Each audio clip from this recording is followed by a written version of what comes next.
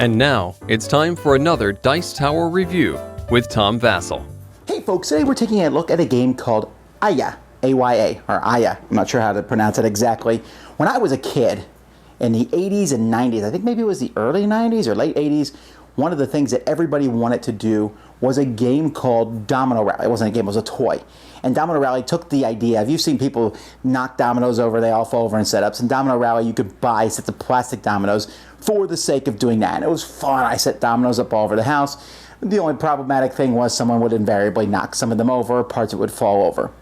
Well, this game here was really intriguing to me because it takes the idea of dominoes falling down and makes a game around it. And it's actually a cooperative game. You're working together. The theme is you're going out taking pictures of wildlife and landscapes and all that cool jazz. Let's see how it works.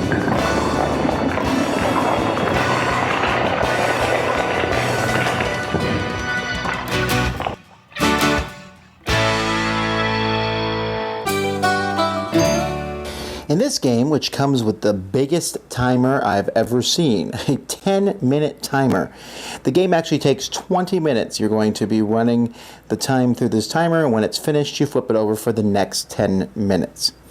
You're going to start with this tile here on the board. This is kind of a wild tile, and each player is going to have a stack of dominoes in front of them. So you're going to have all these dominoes in front of you, and each of these dominoes are going to show different terrain types. Now, at the beginning of each turn, everyone's going to draw one of these, and then they're going to do something with this domino. They can put it in the reserve pile, which means they can draw it later on in the future. You're only ever going to have one tile in your hand. Or you can place it out on the board. Now, you're placing these dominoes out on the board so that at the end of the game, you're going to knock them down, and hopefully they will form like a river going to different spots, and you're going to be forming paths as you go around the board like this.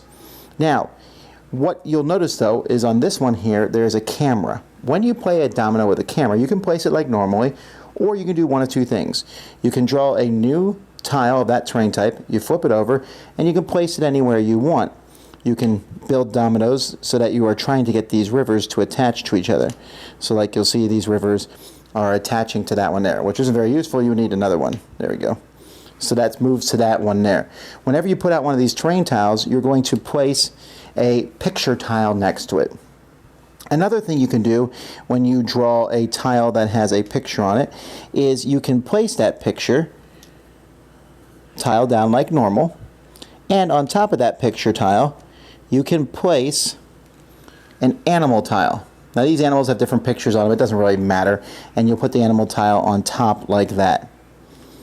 And then you can keep placing dominoes any way you want. This domino here is a wild domino.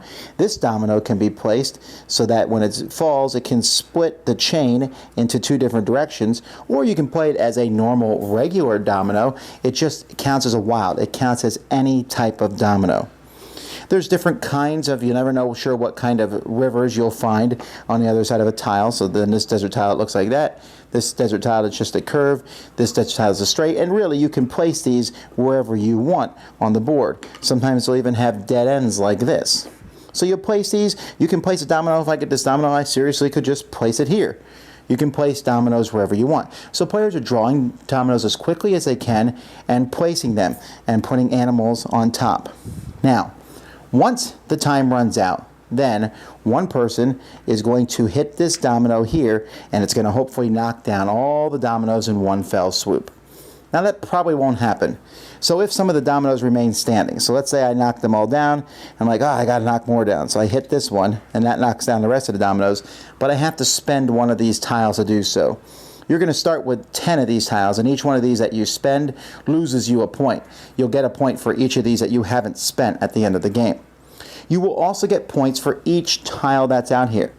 This tile here, if it's all the tiles that are on this tile and connecting all the edges of the stream are the same type, then you will get this picture tile here, which is worth a point.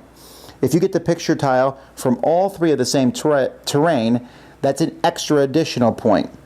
For animal tiles, the animal tile must have landed when all the dominoes are falling down on top of, the only dominoes it can touch are dominoes of the same type, and it can't touch a landscape tile at all. So this would be legitimate here. And each of those is worth 1 point. So if you did everything perfectly, you kept all 10 of these original, you got all 15 of these tiles, and a bonus point for each, which is another 20, that's 30, plus another 25 animal tiles, you could possibly get 55 points. You will never get 55 points.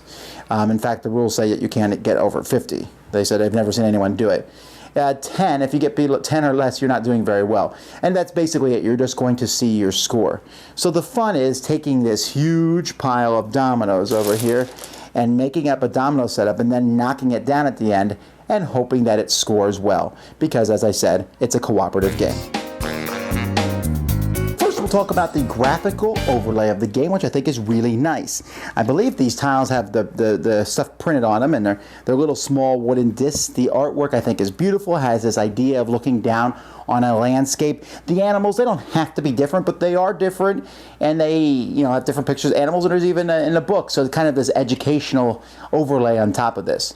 Now, these are smaller than a domino is, so I would highly recommend, before playing the game, sitting around and messing with them for a while first. Okay, how are these going to fall? How far apart do I need to make these? If I'm going to split them, how exactly do I set that up? Because that is kind of critical as the game goes by.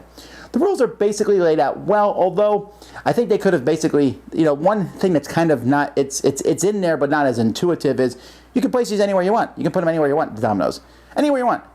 But when they fall down, usually that doesn't matter in some instances, so if you need to fill the gap, you can use these. But when you're scoring a landscape tile, all the ones that touch it have to be the same type. And if you're scoring a photo animal tile, all the ones that touch that have to be the same type.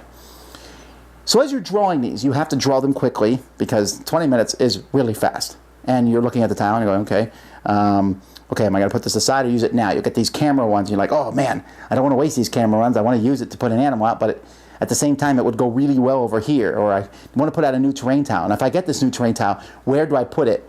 Now, it's a co-op game. But because everyone is working on the same thing and obviously you want to do well, this game does lend itself to a bit of someone saying, that tile, put it there. And you say, okay. This game also lends itself to, hey, I'm a clumsy finger guy and I'm going to knock down all the tiles. It's very easy to do. So the game actually says when you put down an animal, you can pull tiles out to the side and set them there and put them back in before you knock everything down. And I think that's not a bad idea to do because it's easy. If you knock all the tiles down, the game's like set them up, but your time is ticking. So if you have problems with that, you may not want to play this, but I have to say that the end result is fun. It's like, here we go, knock down the tiles. Oh, that string didn't go. All right, well, use one of these and knock it down. The game's also hard because you're doing a lot of planning with not knowing what's coming up in the future. Okay, this tile turned over. Okay, I'm going to put a white tile over here. Oh, we haven't drawn any more tiles to connect to that. Oh, we got this tile. Now should we put that one over there? We're not sure the order of the tiles. 50 points is impossible. It really is. I would be very impressed with someone who got over 30 points. I'm sure actually maybe if I played it more I'd get to that point. You could even play it solitaire. I think the game says 2 to 5, but I suppose you could put out a bunch of tiles and just quickly set it up yourself, maybe give yourself another 10 minutes.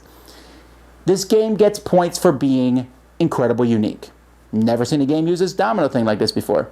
It gets points for having a nice theme, going out taking pictures of landscapes and wildlife, and it works well. You're like, hey, you got a picture of that, good job. The dominoes around it gives the idea of framing the picture and such. And it's cooperative, and people like cooperative games. It's a little clunky sometimes, and there's a little bit of dexterity stuff, and sometimes you just draw the tiles in the wrong order, and you're like, oh, okay. And it's going to take, I think, several plays before you're like, oh, okay, we finally scored over 10 points. And sometimes, and if someone is like putting them out, one person could really mess the game up for everybody else if they're not watching where they put stuff. But it's still fun. It's interesting and intriguing. It's one of those games I'm like, you should try this. It seems like a lot of interesting games with unique things like this are based on the animal kingdom. But this is a pretty cool thing. If you run across it, give it a try. It's certainly not for everybody, but I think the people who do like it will be glad to have a game in their collection like this. There's nothing like that. Dice Tower Judgment, approved! Thanks so much for watching the Dice Tower videos. Find more great videos and reviews as well as our top-rated audio podcast at Dicetower.com. You can also find other great shows at Dicetowernetwork.com. I'm Eric Summerer, and you've been watching The Dice Tower. The Dice Tower is sponsored by Cool Stuff Inc., where you can find great games for great prices. Cool stuff in stock. Check them out at coolstuffinc.com. Shut the door!